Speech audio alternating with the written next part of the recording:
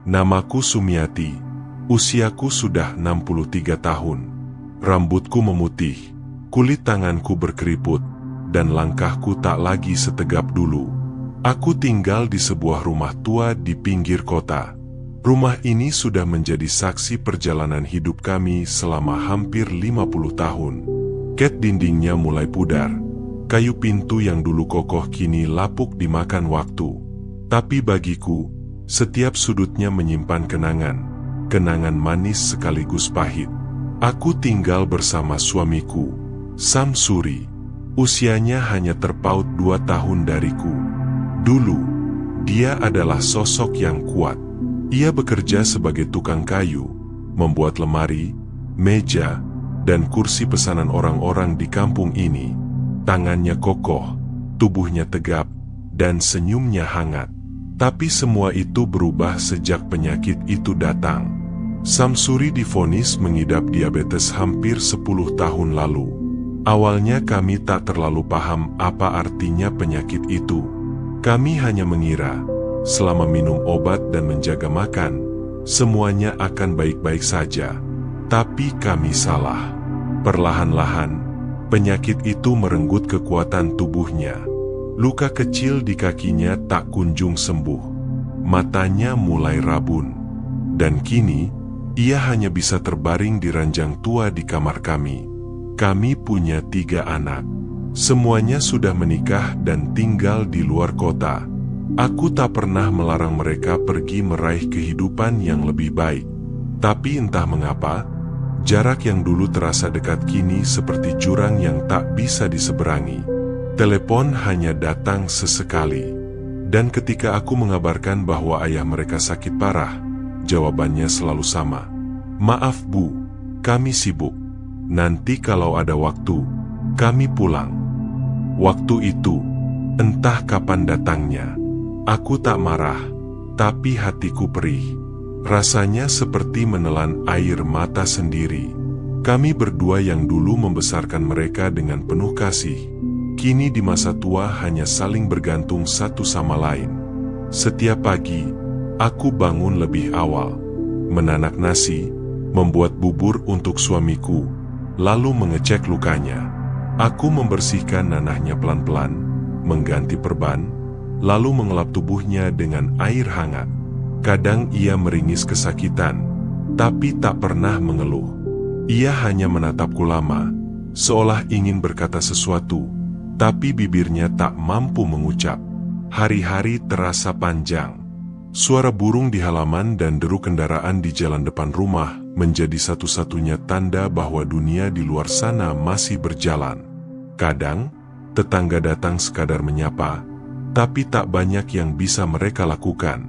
Mereka punya kehidupan masing-masing. Sore itu, aku duduk di tepi ranjangnya. Ia menatapku lemah, lalu berkata dengan suara serak, "Sumi, kalau aku pergi nanti, kamu jangan sedih." Aku mencoba tersenyum, padahal dadaku sesak. "Jangan bicara begitu, Pak. Kamu masih di sini, aku masih di sini. Kita hadapi sama-sama." Tapi dalam hati, aku tahu, waktu yang kami punya mungkin tak banyak. Pagi ini matahari belum tinggi, tapi aku sudah selesai menyiapkan bubur untuk Samsuri. Bubur itu kutambahkan sedikit sayur yang kupotong halus, lalu kuletakkan di meja kecil di samping ranjangnya. Tanganku pelan-pelan menyuapi dia. Terkadang, ia menolak makan. Katanya tak selera. Tapi aku tahu, sebenarnya dia hanya tak mau merepotkan. Aku bisa merasakan tubuhnya semakin kurus. Tulangnya menonjol di bawah kulit. Diabetes itu benar-benar kejam. Pelan-pelan mencuri kehidupan dari orang yang kucintai. Setelah makan, aku membersihkan lukanya. Kaki kanannya sudah mulai membengkak. Warnanya kemerahan dengan bau yang menusuk. Aku menahan napas, bukan karena jijik, tapi karena takut menangis di depannya. Aku tak ingin dia melihat air mataku. Kadang, aku berpikir untuk membawanya ke rumah sakit besar di kota, tapi biaya itu tak sanggup kubayar. Uang tabungan kami sudah habis untuk obat, perban, dan keperluan sehari-hari. Sedangkan anak-anak selalu bilang, "Maaf Bu, uang kami pas-pasan." Aku tak tahu harus marah atau mengerti. Mereka punya keluarga sendiri. Tapi mengapa rasanya mereka lupa bahwa aku dan bapaknya juga dulu adalah keluarga mereka? Siang itu, hujan turun deras. Atap seng rumah kami menimbulkan suara bising saat air menghantam. Aku duduk di kursi, memandangi hujan dari jendela. Di ranjang, Samsuri tertidur. Wajahnya tenang, tapi napasnya berat. Pikiranku melayang ke masa lalu. Saat anak-anak masih kecil, kami tertawa di halaman, bermain hujan bersama. Suamiku menggendong si bungsu sambil berlari-lari kecil. Waktu itu kami tak punya banyak uang, tapi punya segalanya. Segalanya itu berupa kebersamaan. Tapi kini, kebersamaan itu hanya tersisa antara aku dan dia. Malamnya, kondisinya memburuk. Demam tinggi, napasnya tersengal-sengal. Aku panik dan langsung mengambil telepon, mencoba menghubungi anak sulungku. "Mas, Bapak demam tinggi, lemas sekali. Kalau bisa, pulanglah sebentar." Suaraku bergetar. Dari seberang, suara anakku terdengar ragu, dan dia meminta maaf karena minggu ini sedang banyak pekerjaan. Aku terdiam lama. Air mataku jatuh tanpa bisa kutahan. Kupandangi wajah suamiku yang terbaring. Ingin sekali aku berkata bahwa anak-anak akan segera datang. Tapi aku tak sanggup membohonginya lagi. Malam itu aku duduk di sampingnya, memegang tangannya erat. Tangannya dingin, tapi genggamannya masih ada. Sesekali ia membuka mata, tersenyum tipis padaku, lalu kembali terpejam. Aku tahu, ia bertahan bukan untuk dirinya, tapi untukku. Dan aku bertahan untuknya. Pagi itu udara terasa pengap. Langit mendung, seakan ikut menahan tangis. Samsuri masih terbaring, tapi napasnya semakin pendek-pendek. Sesekali ia meringis. Tangannya mencoba meraih tanganku. "Aku capek," katanya lirih. Hatiku seperti diremas. Aku membelai rambutnya pelan. "Sabar Pak, sebentar lagi anak-anak datang." Anak-anak akhirnya berjanji akan pulang hari ini. Aku sempat merasa lega. Kupikir mereka akan membantu merawat, mungkin bergantian menjaganya. Tapi rupanya, kenyataan tak seindah harapan. Sekitar pukul 10 pagi, anak sulungku tiba bersama istrinya. Tak lama kemudian, si tengah menyusul. Sedangkan si bungsu datang agak sore. Suara mereka memenuhi rumah yang biasanya sunyi. "Bapak gimana Bu?" tanya anak sulungku sambil berdiri di ambang pintu kamar. "Kondisinya lemas sekali," jawabku pelan. Mereka masuk, duduk sebentar di sisi ranjang. Samsuri membuka matanya, tersenyum tipis melihat anak-anaknya. Aku menunggu mereka menawarkan diri membantu membersihkan luka atau sekadar memberi makan ayahnya. Tapi mereka hanya mengobrol sebentar, lalu keluar ke ruang tamu. Suara tawa kecil terdengar dari sana, bercampur dengan bunyi notifikasi ponsel. Malam harinya, si sulung pamit. Katanya ada urusan mendesak. "Ayah yang kuat ya. Nanti kalau ada waktu, kami pulang lagi," ucapnya sambil menepuk bahu ayahnya yang lemah. Sepulang si sulung disusul oleh adik-adiknya. Alasannya sama, karena kesibukan pekerjaan. Aku hanya tersenyum kaku, mengantar mereka sampai pintu. Saat pintu menutup, rumah kembali hening, bahkan lebih hening dari biasanya. Malam itu, aku duduk di samping Samsuri. Ia menatapku lama, matanya berkaca-kaca. "Mereka sibuk. Jangan salahkan mereka," katanya. Aku mengangguk, walau dalam hati rasanya ingin berteriak. Aku tidak marah pada anak-anakku, hanya kecewa. Jam 2 dini hari, ia mulai mengigau. Keringat dingin membasahi dahinya, napasnya tersengal. Aku segera mengambil kain basah untuk mengusap wajahnya. "Pak, aku di sini. Jangan kemana-mana," bisikku, menahan air mata. Ia memandangku, tersenyum samar. Dalam cahaya redup lampu kamar, aku menyadari betapa rapuhnya tubuh yang dulu begitu gagah itu.